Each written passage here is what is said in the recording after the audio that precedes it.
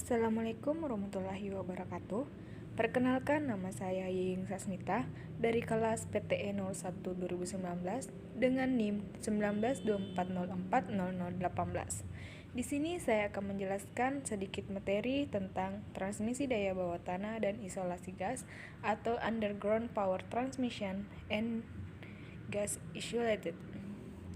Yang pertama, pengertian saluran listrik bawah tanah, di mana saluran distribusi yang menyalurkan energi listrik melalui kabel yang ditanam di bawah tanah.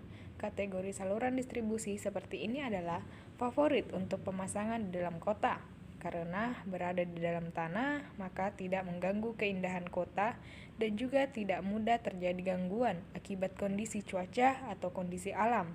Namun juga memiliki kekurangan, yaitu mahalnya biaya investasi dan sulitnya menentukan titik gangguan dan perbaikannya. Yang kedua, definisi dan konsep kabel saluran listrik bawah tanah. Kabel tanah ialah satu atau beberapa bagian hantaran yang berisolasi, berpelindung mekanis dan berselubung luar yang dalam penggunaannya ditanam atau dipasang di dalam tanah.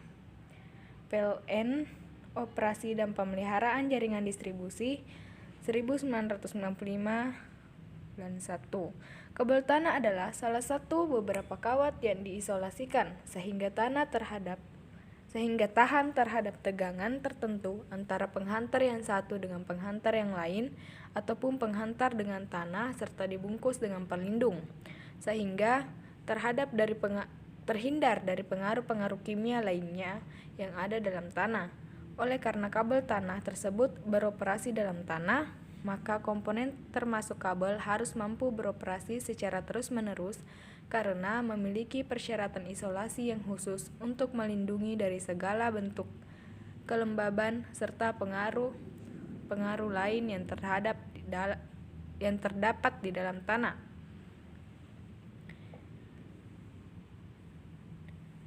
Definisi dan konsep kabel saluran distribusi bawah tanah terdiri dari 3, yaitu klasifikasi kabel bawah tanah, konstruksi kabel bawah tanah, dan isolasi kabel bawah tanah.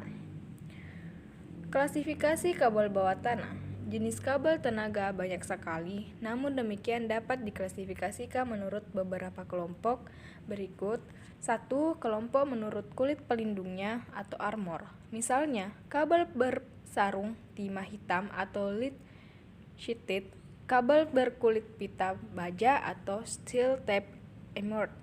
2. Kelompok menurut konstruksinya, misalnya plastik dan karet atau jenis BN, EV, CV, kabel pada jenis belt HSL, SA, kabel jenis datar, flat atau type, kabel minyak, oil, flight.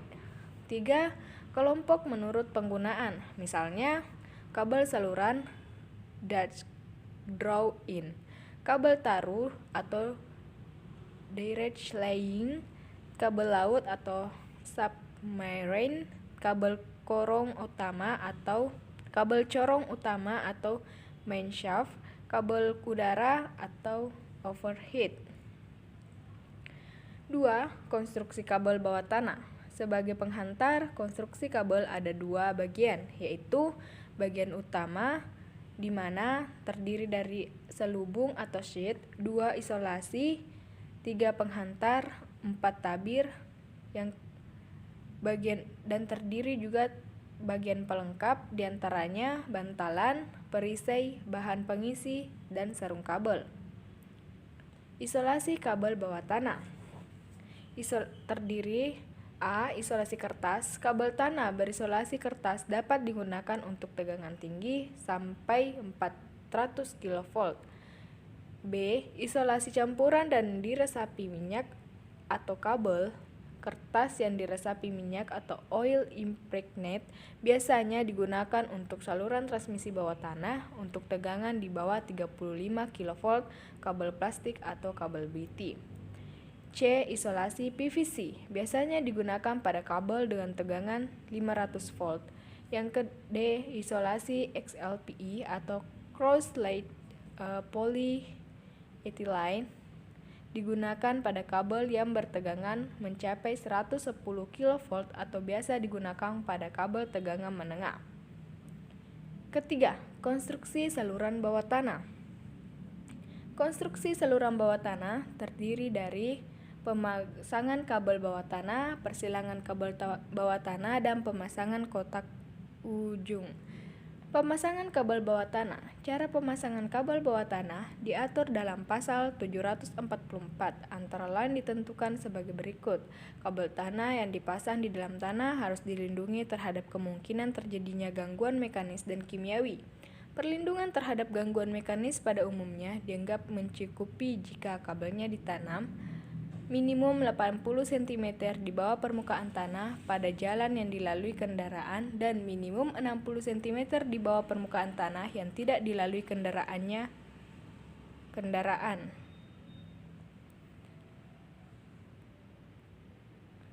Persilangan kabel bawah tanah. Kabel harus dilindungi pipa beton belah atau lempengan minimum tebal 6 cm. Pipa beton belah dilebihkan 0,5 meter pada sisi kiri kanan persilangan. Tutup pelindung minimal 5 cm lebih lebar dari kabel yang dilindungi. Pemasangan kotak ujung. Terminating secara umum adalah pemasangan kotak ujung. Suatu terminasi adalah suatu cara menyiapkan ujung suatu kabel untuk menyediakan elektrik cukup dan sifat mekanis. Suatu terminasi terdiri dari bentuk ujung kabel untuk menerima tegangan dari kabel dan digunakan untuk hubungan busbar. Sebagai contoh, switchgear, tegangan itu dimasukkan dengan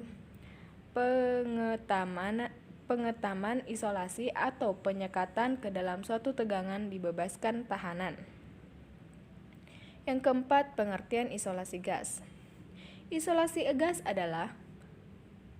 Isolator adalah salah satu komponen terpenting yang harus diketahui dalam hal keelektronikaan. Isolator terbagi atas beberapa macam, salah satunya yaitu isolator gas. Pada umumnya, isolator gas digunakan sebagai media isolasi dan penghantar panas. Beberapa hal yang perlu diperhatikan pada isolator gas ini adalah ketidakstabilan temperatur, ketidaknormalan sifat kedielektrikan pada tekanan yang tinggi, dan resiko ledakan dari gas yang digunakan. Yang kelima, mekanisme kegagalan isolasi gas. Terdiri dari mekanisme kegagalan Townsend dan mekanisme kegagalan Streetmar.